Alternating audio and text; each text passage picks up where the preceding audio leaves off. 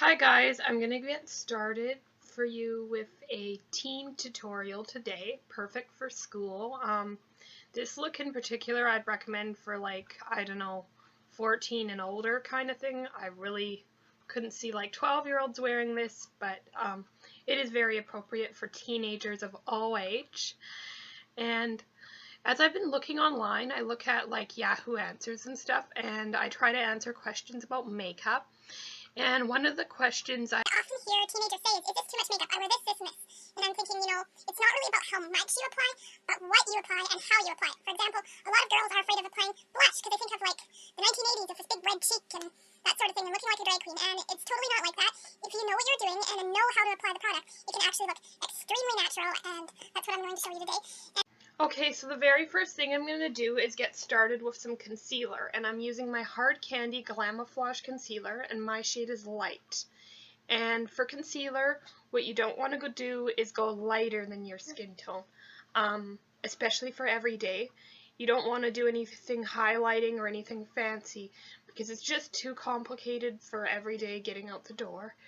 So I recommend you choose one that matches your skin tone. And some people prefer to put it on before foundation. Some people prefer to put it on after foundation. I find it looks more natural if you put it on before foundation, especially for a natural look. If you do have a lot of really heavy discoloration, something that needs lots of concealing, it is appropriate to put it on after you apply your foundation.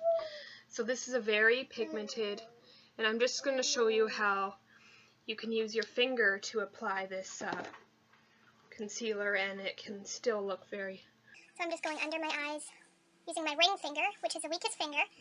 It's great to use this finger because you're not as likely to pull or tug or anything like that. And this is really a little goes a long way. You do not need very much of this concealer at all. And I'm just going to apply this wherever I see any red areas, like around my nose, any blemishes. And what I'm going to do is, after I've applied this, I'm going to go out and blend with my stipple brush. So it has kind of, I don't know how to explain it, interesting bristles, but this just makes it appear very natural and very blended, not cakey whatsoever. Okay, so now that I've got that concealer applied, I'm going to be using some BB cream, and a lot of you have been asking me about foundation, and I always try to steer people towards tinted moisturizers or BB creams. And the difference with these is they are a lot sheerer and more easy to apply and more forgiving. So if you miss an area of your face, it's not going to be as noticeable as if you use a foundation. So what I like to do is, again, just squirt a pea-size amount on the back of my hand, use my stippling brush, and this is called multi-use, and I got this at Walmart for a couple of dollars, and just do an even amount of dots all over my face, and then gently blend that in, and I'm using circular motions. Make sure to get back into my hairline and down onto my neck.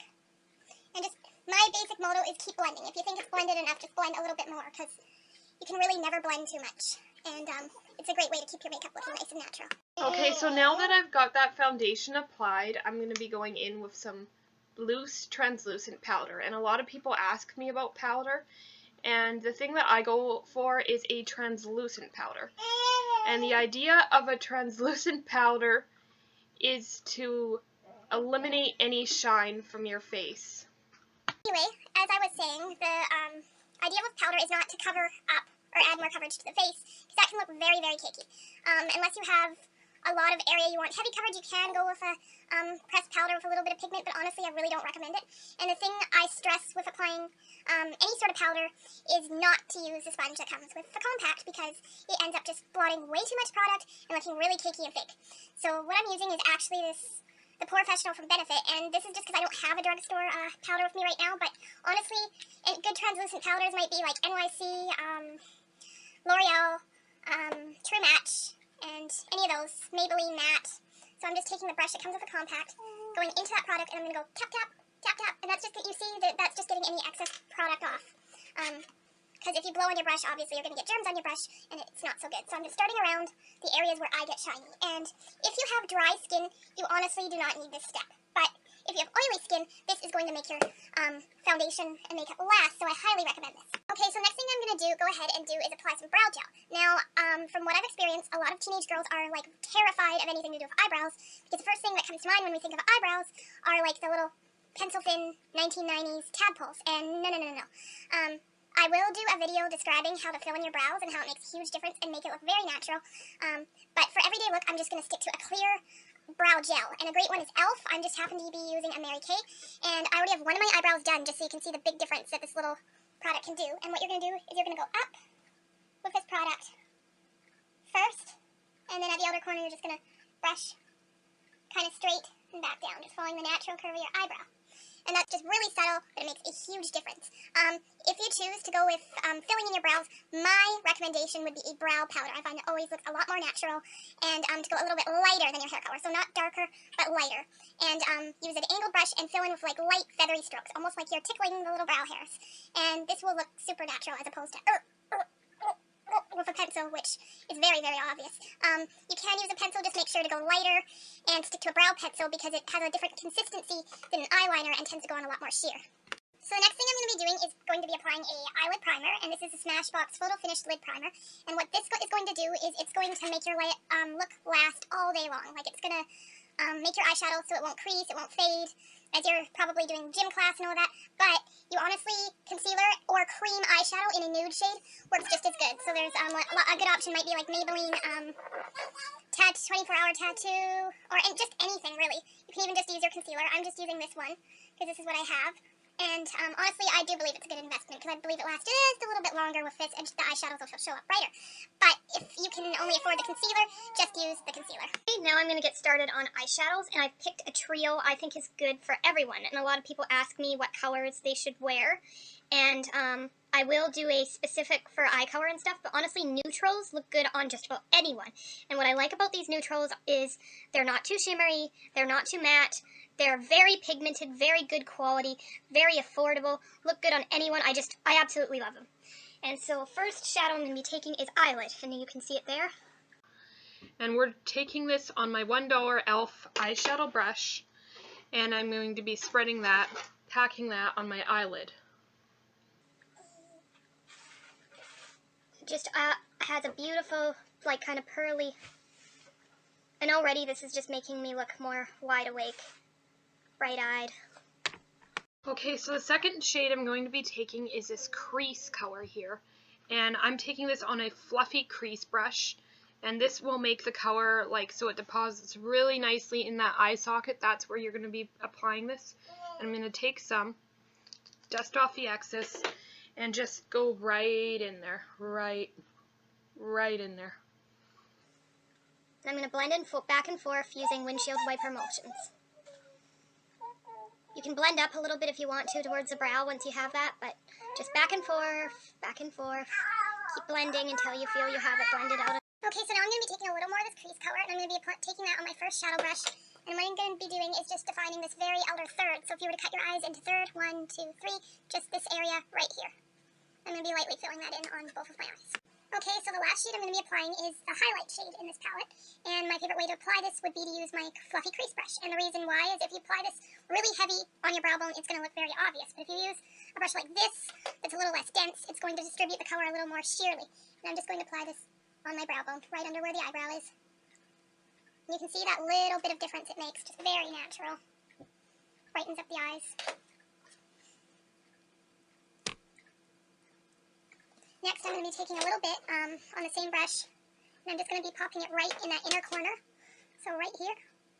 And that's just going to make you look bright-eyed and wide awake. And obviously, if you want to skip this step, you can. This just makes the eyes look really pretty and polished for daytime. Okay, so the next area we're going to be working on is an area where I see a lot of people tend to overdo it sometimes, and really when you're in school you want something nice and natural. So my suggestion is with eyeliner, I'm going to stick to a brown, and you can honestly use any color you want, but honestly I really do not prefer black for daytime wear, especially when you're going for a natural look. Unless you have like a really pretty deeper skin tone, then black might be okay on you, but otherwise I'd honestly, for most people, stick to a brown, and this is a really good one, and I'd stick to a pencil formula. And what you're going to do is you're going to look down in your mirror, and you're just going to go as close to the lash line as possible in tiny strokes. And if you notice, I'm only going to be doing, excuse me, I'm just getting over a cold. I'm only going to be doing my top lash lines. I'm not going to be doing my bottom lash lines, and the reason is I just think it looks so much prettier if you do your bottom lash lines with eyeshadow for a daytime look. For a nighttime look, you can apply a little liner there, but honestly, I really prefer to use eyeshadow as my own. So I've got that, and now I've got my Q-tip, and I'm just going to go in and I'm going to smudge that. And this is going to make it a lot less intense. Okay, now that I've got that eyeliner applied, I'm going to be going back in with my crease color, and I'm going to be using this brush. It's kind of like a smudger brush. This one's by Equal Tools. And I'm gently going to be applying this along my lower lash line. And the reason I'm using eyeshadow is I think it looks so much softer than like applying pencil, which tends to look harsh. Apply it on the lower lash line. And I'm just blending it in, going back and forth using little brush strokes. If you want, you can skip the lower lash line altogether. I just personally like a little definition down there. Okay, so now that we've got our eyeliner, I'm going to be doing mascara, and obviously I've already done one eye, and I'm using CoverGirl Lash Blast Volume Mascara, and this is a dark brown. And I'm using a waterproof because my lashes are stick straight. They go like that instead of like that. But if you already have nice lashes, honestly, you could use clear, you could use just a wet formula, make Maybelline Great Lash. It just basically colors your lashes, or you could skip mascara altogether, and you'll be fine. With me, I just find it makes a huge difference, especially since my eyelashes are very, very blonde. So I'm just going ahead and curling my eyelashes, and this is not painful. A lot of people are afraid of this, but honestly, if you know what you're doing, it makes a huge difference. You just want to go in and pinch, squeeze the two parts together here, and there's my eyelashes curled, and just apply it. And I'm using a brown. If you have fair skin tone, honestly, a brown will look a lot less harsh, and I'm a skin. Okay, so the next area I'm going to be working on is the face, and we already got our foundation, concealer, eyebrow pencil, all of that, and next I'm going to be using some blush. Now, from what I've heard, a lot of teen girls are really afraid to use blush because they think of like red cheeks or something like that, and it looks so unnatural, but really, if you know how to apply it, it can look really, really good and make you look so healthy and so fresh in the morning, especially if you have fair skin. Now, if you flush a lot naturally, you obviously can go without blush, but I find blush a great investment. And I'm using a really pretty one with a little bit of shimmer. And the technique I find is using a fan brush to get the most natural look. And this one's kind of a rose shade, but honestly, you could use a bright red brush and make it look natural. So I'm going to swirl it around into that color, tap off the excess, and then brush it on the hand. Now, so this way I'm getting as little product as possible on my brush. And I'm going to smile, and you see that area where the cheeks protruded? Go in circular motions, and then go back towards my ear. So, ding, ding, ding, ding, ding, ding. And you can see the difference, this little bit of difference this makes by wearing this blush. And it's hardly anything, but it just makes your face so healthy and glowy. I'm going to be using this really pretty Revlon Jumbo Lip Pencil in Honey. And this is just a gorgeous, and this is like in between, I describe it in between a lipstick, a lip gloss, and a lip balm. Really pretty, nice neutral pink, and I'm going to be topping it with a Revlon lip gloss in Peony. And this is a really pretty, kind of peachy, shimmery peachy pink lip gloss. So this is basically our finished look, very wearable, very, works good well on everyone. You can wear it any day, you can wear it anywhere, it's appropriate for work, school, whatever. And I hope this video, you really enjoyed this, and I hope it